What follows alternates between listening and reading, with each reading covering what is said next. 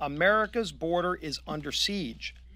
And if you look at what President Biden and Secretary Mayorkas have done, they have turned operational control of America's border over to drug cartels who are trafficking people into our country every day, making billions of dollars to fuel their drug trade.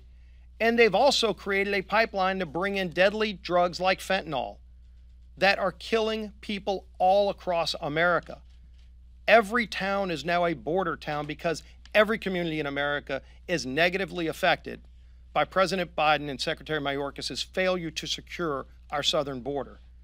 As has been pointed out by Jim Banks and others, over 100,000 young people died last year from fentanyl overdoses, primarily coming from China through the southern border because President Biden won't do his job in securing our border.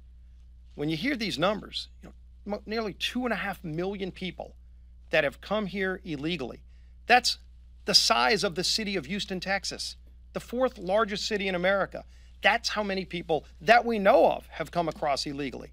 There are also hundreds of thousands of people who never got apprehended. There are dozens of people that we've caught that are on the terrorist watch list who have come into our country illegally. And when you think about what's going on all around the world, we're not just talking about people coming from South and Central America. There's over dozens of countries that are included in that number of people that are coming here illegally, including from Middle Eastern countries. When you've got the Taliban that President Biden turned over to a terrorist organization in Afghanistan, when you look at what's happening in Ukraine with Russia moving in, with China looking to move, there are threats all around the world. The last thing we need to do is have an unsecured border. We need to secure America.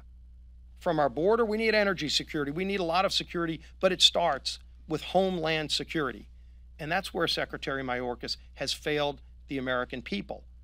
We're going to continue demanding answers and demanding that he do his job in securing the border. But in the meantime, if you look at what Title IV provides to our country as a defense mechanism, it's not just about COVID. Think about the fentanyl, one of the most deadly drugs. And again, you go through any community in America and you ask families if they know somebody who's died from fentanyl overdose. Sadly, you'll probably get everyone tell you they know somebody who's died because of fentanyl. It's come through the open southern border that President Biden and Secretary Mayorkas has allowed to happen. Now, thank goodness for at least now, a federal judge just the other day in Louisiana blocked President Biden's attempt to drop Title 42, but he's not done. He's going to keep trying, and by trying to drop Title 42, he makes America less secure. When you look at these numbers, this is something we're going to continue to highlight. We're going to continue to fight to secure America's border and to save more lives. I talked to a rancher just the other day. I was in Texas earlier this week. I talked to a rancher who's had over a dozen dead bodies on his property because of the human trafficking that's coming across. That's just one person's property on the border.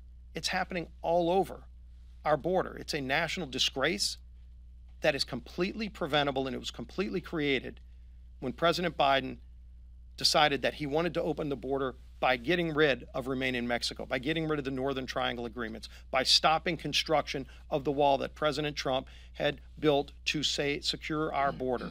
It was done before. We're going to continue fighting to ensure that we get back to a secure border.